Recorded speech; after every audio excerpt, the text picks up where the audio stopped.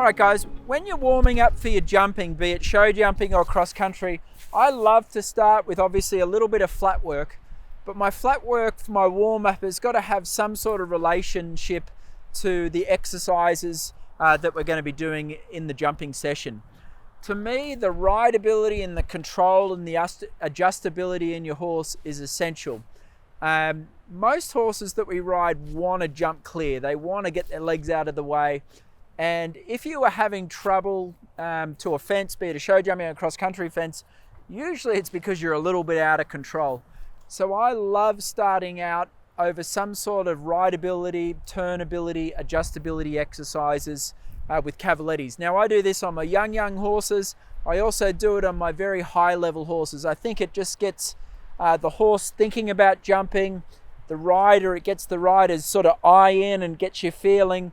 And it starts sort of introducing this idea that we need to jump, turn, balance, accelerate or decelerate, all the tools that we need on the jumping course or the cross-country course. Now today we're lucky enough to have three of my most trustworthy employees. We've got Diego from Peru, Brad from Canada and Maya from Baltimore, America. And they're going to go through a little bit of this Cavaletti exercise, and I'm going to coach them a little bit as if I was riding in the group. All right, where's Diego? You're going first, mate. You two out of the way. And we're going to go right lead down the wall, hopping over this Cavaletti, maintaining the right lead, hopping over the middle Cavaletti. Again, trying to land the right lead and popping over this third one, Diego. So why don't you lead the charge off? Pick up right lead. And the name of the game here, mate, is to try and keep Lewis on the right lead. And I kind of like the idea of a bit of a steady, balanced ride in so that the Cavaletti's not a big jump. I like putting this exercise sort of up in the end of the arena and the corners of the ring. Super. The corners of the ring sort of help shape your turn. Look at your fence early, mate. Then again, a little bit of right bend, a little bit of right flexion, but stay straight. Super. Very good. Look over your right shoulder. Okay, Brad.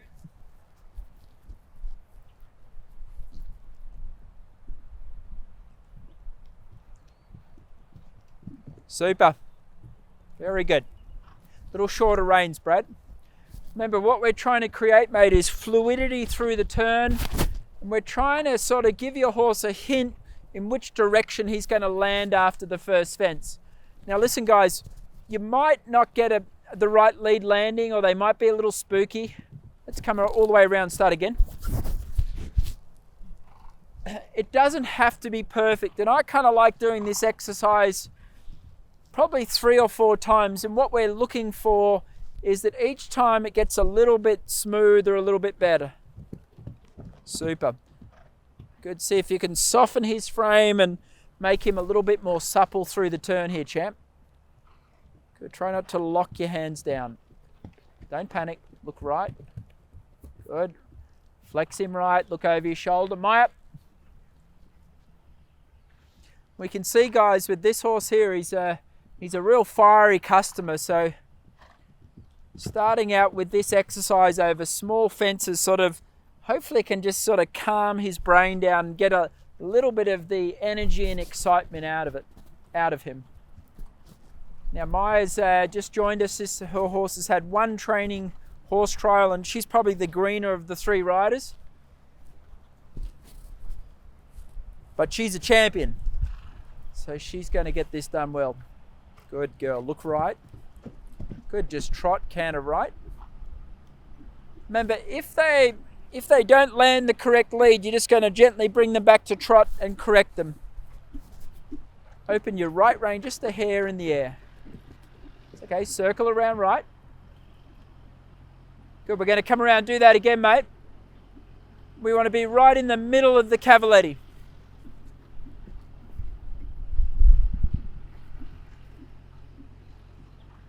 Good, straight in the middle. There you go. Good, trot canter right. This horse of mine, it loves landing on the left lead, so I think it's a great exercise just to encourage him to stay on the one lead. Diego, let's go back the other way. Super. Trot and canter right again, and correct him. Guys, I kind of love these sort of exercises, and I think rather than just riding your horse around the ring trying to make it tired, it sort of gives you, rails on the ground or little Cavalettis. It gives you a purpose in your flat work. It forces you to steady the canter. It forces you to soften them. It forces you to start feeling your distance. And to integrate that with your warm-up, I think is only going to be beneficial when it comes time to jumping a course and the course design is forcing you to turn and roll back to a fence. And I've just found it one of those great little rideability exercises from a young horse to a high level horse. And it takes nothing out of their legs, and it really gets their mind in tune of what the rider wants in the adjusting and the turning and setting them up for the fences. I'd recommend everyone to set this up at home. Pretty simple to organize. It doesn't matter really where the Cavalettis are placed. I love it when you sort of can use the turn, which sort of helps you artificially shape your rollback turn. So give that one a go.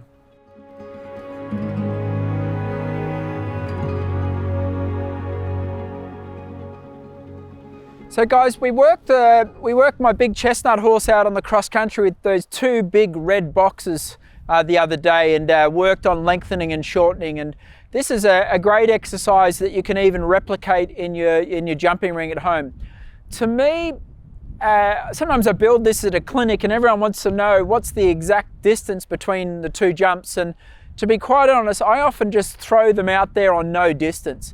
I think part of being a great cross-country rider is not always jumping a jump knowing an exact striding or an exact step, and that freaks a lot of people out because, we all want to know if it's a 5 stride or 6 stride or 7 stride. But to me, we've got to build up this sort of feeling of jumping a jump and then feeling where we're at between the jumps. I kind of like this in oxes rather than verticals. I just feel like an oxer backs the horse up a little bit and they jump it a little bit better, especially when we go for the galloping and the open distance. I think this is a great exercise for the horse because it obviously teaches them to be quite long and open and more importantly quite short and steady. And then equally important for your rider, I think to be a champion rider, you need to have this availability of seeing an open distance, seeing a steadying distance, or starting to establish what it takes in my riding to open my horse up, to steady my horse up, etc. All horses find one easier than the other. Thinking of the horses I've got in work at the moment, they all love to get big and fast and open, and the hardest part's actually shortening and steadying them up. I often find too it's easy to go from a short distance to a long distance. The real training benefit is when we go from a long distance to a short distance. We'll give it a crack with these guys. Diego, you're going first, mate. What I'd do, guys, is I'd actually jump each jump as an individual first. We've got two little baby oxers. Diego, pick up left lead, hop over the blue oxer that way, mate, and then do a rollback turn, hop over the white oxer that way. And it's a little bit of a cheat. We're just making sure that our horses understands the fence before we take it on. This will be Diego's first jump of the day with this horse, so it's almost like a little bit of a warm-up, and then we'll get straight to it.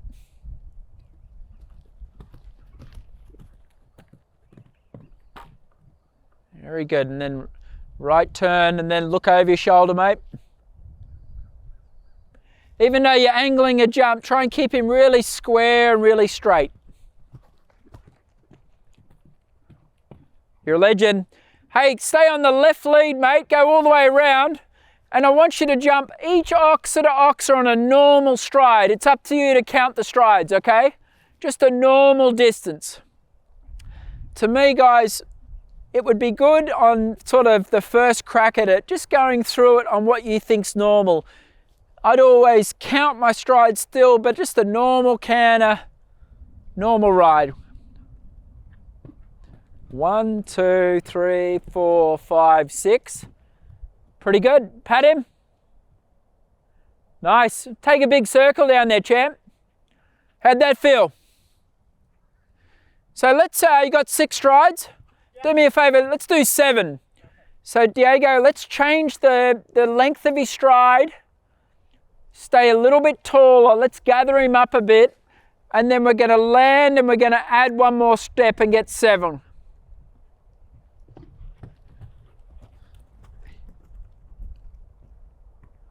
Super. Turn left. All right, mate, let's open him up now. Let's open the stride, get a little lighter in your seat. Let's rip through there in 5, please. So for 5 strides, guys, I'm trying to get Diego to see a little bit of a moving distance, and he's got to land and keep going.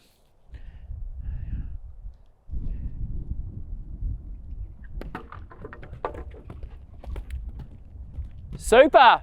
Very good. Turn right.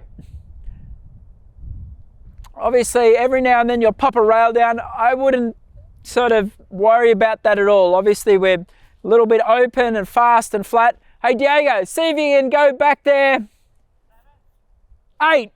Really, really steady 8. Now, take one more circle. Now, remember, Diego, you just made him long and flat and fast. Now, we've got to see if we can really sort of put him together. On the landing stride, you've got to really make him wait. Ho. Look at this guy.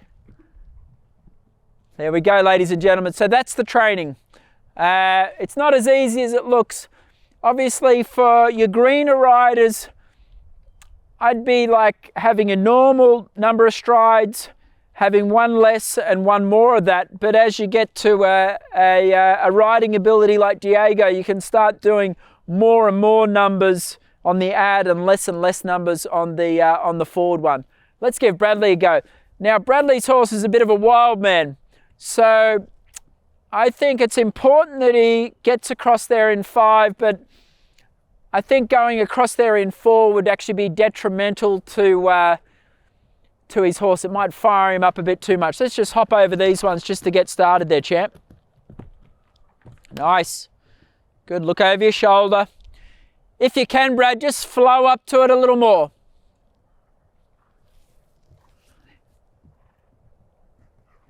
Just easy. Super. Get the left lead. Let's go all the way around the ring, mate. And just a normal ride, oxer to oxer. Diego did it. What do you do it in a 6? Diego did a 6 on a normal ride. I wouldn't get too emotional about the number on the first ride. It'd be more just getting a feel of the 2 jumps. And I love jumping in groups too, to be honest. Like, I feel like you sort of can watch the other horses and learn.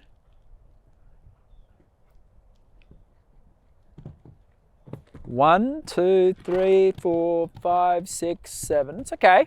Circle right. Good, ever so gently, and it's going to be just the softest of touches. Let's take one stride out. Let's go to 6. And you've got to do one less stride, Brad, without buzzing him up. It's just got to be a little bit more open at part A, just a little bit more flow afterwards. Keep rolling. You're a legend. Turn left. Go one circle. Okay, let's give 5 a go. Hey, now listen, to get 5, try and jump the first oxer a little loose, okay? Go big approach. Let his neck out. And then Bradley, we're looking for a bit of a rolling distance, and we're trying to avoid chasing him. Keep flowing there, chap. You're a legend. Keep rolling. What a great. Circle left. Good. Okay, now's the hard part, pal. Let's come back and let's try and get him in a very, very steady 8. Very good. Pat him. Take your time. And we've got to try and get 8 strides without sort of being sort of rough and handsy on them. We've got to get 8 strides by putting him in really close and deep at part A. Obviously a steady canter, and your upper body can almost stay whoa on landing. Give it a go. Ho. You're a legend, Brad. Very good, pat him. So to me, guys, if I was Brad, I'd be very happy with my horse. In months to come, I'd love to see the 8 strides where the horse sort of doesn't fight his hand when he steadies, that he sort of stays balanced. Bradley, let's go 8 strides back the other way and see if you can get it without him fighting your hand. So now it's going to look easier. And that's the key, guys. First things first, you got to get the job done. And then to be as good as McLean Ward, then you've got to start seeing how effortless you can make it look. And that's the name of the game, is how easy can I make this look? Slower. Good, wriggle his mouth.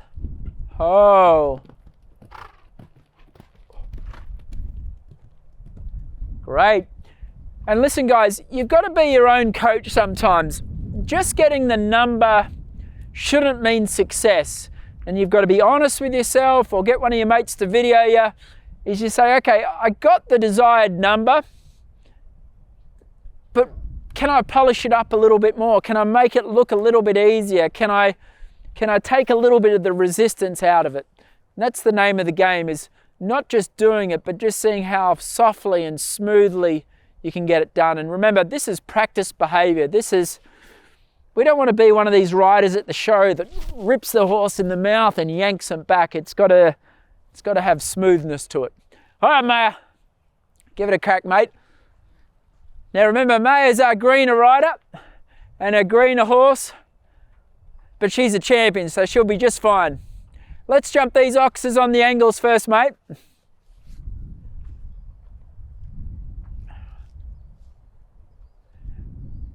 Good, nice and straight. See if you can land the right. A bit of a rough start there. Come around again. Let's have a little bit more of a gallop going. Don't overdo it, you'll be right, mate. Remember, he stood still for a second.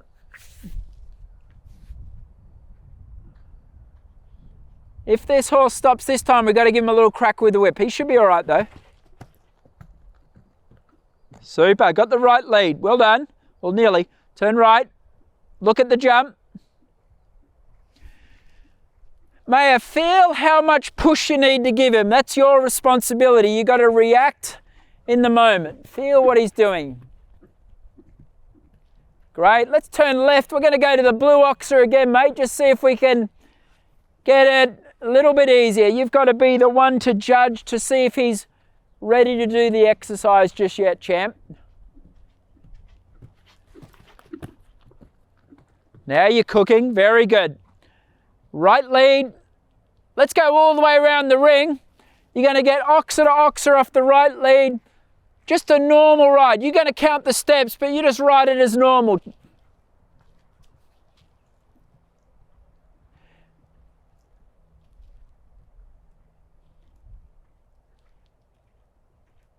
Good, nice and straight. Don't worry about what lead you land there, mate.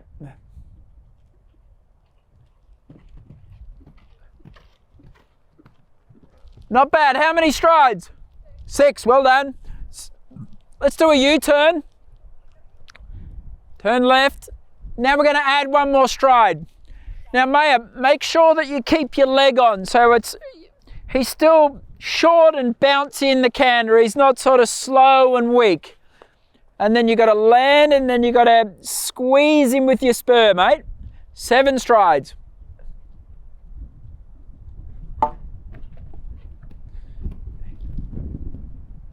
Beautiful. Nice work. Okay, champ, do a nice big rollback turn. Let's opening him up a bit, and we're going to see if we can rip across there in 5. Now, May, you've got to commit yourself here, champ.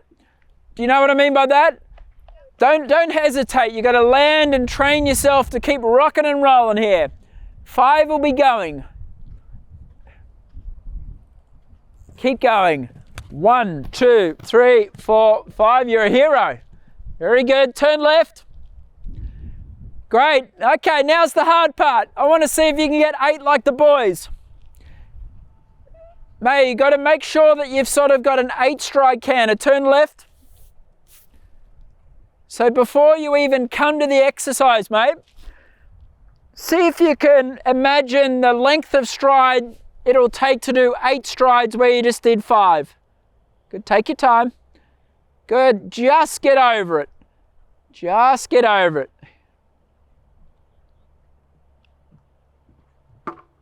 1, 2, 3, 4, 5, 6.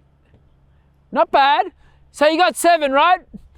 Good. Stay in canter, go all the way around and do it again. You're this close from getting it. Thanks, mate. So, Maya, to get 8 strides, we've got to fight for it a little bit more, okay? Same ride in, but you've got to land and then you've got to squeeze him together. He's got this. Good, just do the best you can.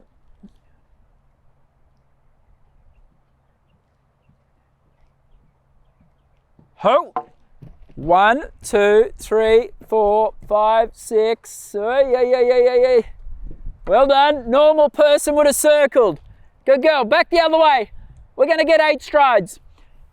If you can, try and, you almost got 9 there. You got a little bit too much with your hand. Stay straight and more just think about shortening the canter with your upper body, your leg, your position. Try not to sort of just pull back on his mouth. He'll get it this time.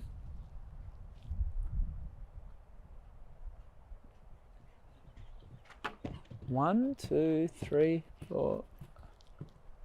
Maya, you're a legend. Big pat. Tell him he's good, mate. Remember, they're not mind readers. We've got to reward them and congratulate them when you did well.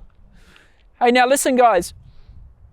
You've got to be able to do this exercise thousands of times until you're blue in the face to get really good at it. And what we're trying to train ourselves to do is this idea of repetition, where if you do it enough or as many horses as you can or similar exercises over and over and over again, you start getting a feeling of where you're at between the jumps. And this is hard to put into words, but I can sort of jump the first jump and react in a split second to know what I need to do to get 6 strides, 7 strides, 8 strides. This isn't magic. This is just years and years of practice, years and years of repetition, doing this sort of exercise over and over and over again. And eventually what we're trying to create is at the competition, under pressure, when it really counts, that we can jump over a jump and make tiny little adjustments, be it steady or a little bit open, to make these 2 sort of jumps silky smooth, and that we're very, very discreet in our adjustability. And to me, I kind of like this exercise where we did 5 strides to 8 strides.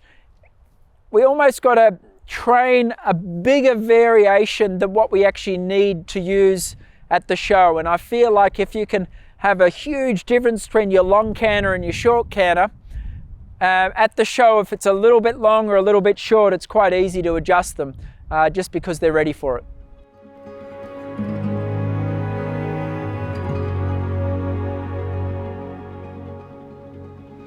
You know, I'd like to sit here and say that everything's just going to go perfect after you watch this masterclass. The reality is there's going to be moments in your riding career where bravery disappears. Bravery leaves you and you're unconfident and unsure. And we've got to work out, how do we resurrect ourselves, our horse, and get back to this moment of confidence and competence. So obviously, once we lose our confidence and our bravery, we need to have positive experience after positive experience. This might mean that you have to step back from showing or going to competition. It might mean that you have to spend more and more time at home schooling and practicing. It might even mean that you have to go back a level to get that confidence back. What you do need to get your bravery back is positive experience after positive experience. You need to really figure out, what part of my ride, is it a particular jump, is it the way the horse goes, and you have to take this head on. You need to address it. You can't tippy-toe and pretend that it's not going to show up at the next competition or the next moment. The moment We've got to put ourselves in similar scenarios where this same issue might arise. We need to come up with a system of training or riding that our horse starts understanding that the thing that rattled us before is now easy work. Obviously, after decades of competing, I've had every sort of situation out on cross country you could ever think of. There have been many courses where my horse has sort of felt like he's really lost his way and lost his confidence mid-course. This can be challenging.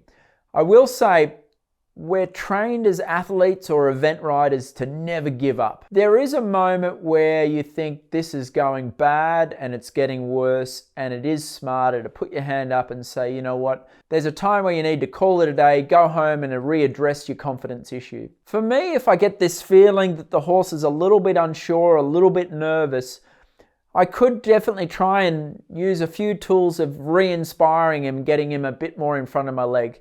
This might be a little bit of use at the stick, a little touch with the whip, or trying to give them a nice forward ride at a few of the easier let-up fences to see if you can re-inspire your horse's bravery. At the end of the day, I feel like the worst accidents that I've seen or even personally have is when the horse is unsure and the rider's unsure. This is a bad mix. When the horse is going, oh, do I really want to do this? And the rider's saying, do I really want to do this? And obviously coaching clinics around the country, I often see this in some of the lessons I teach, and that never works out well.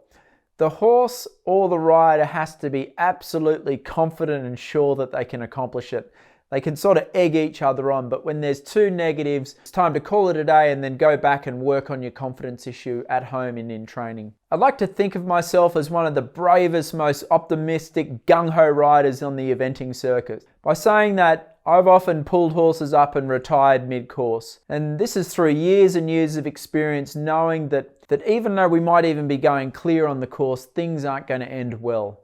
And this happened to me at Maryland 3-star a couple of years ago, where I had a horse that just cleared out and I was having trouble holding them back.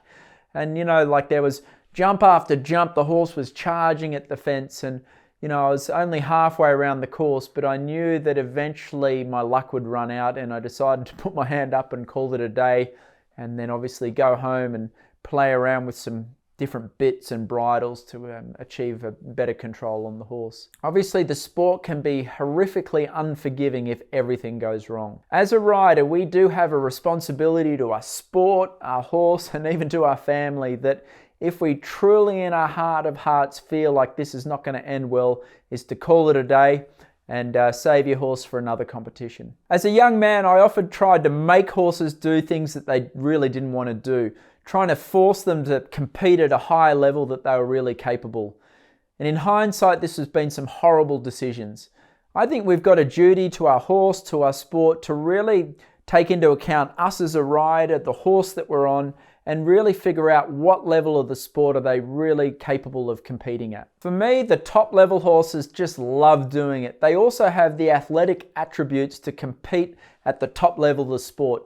It takes a really special animal, a really special rider to compete at the top of the sport. It's not meant to be easy. Not everyone should be competing at the high level of the sport. To me, I've made a huge mistake over the years of trying to force a horse to jump around a course that it shouldn't be really at. In hindsight, this is a horrible decision.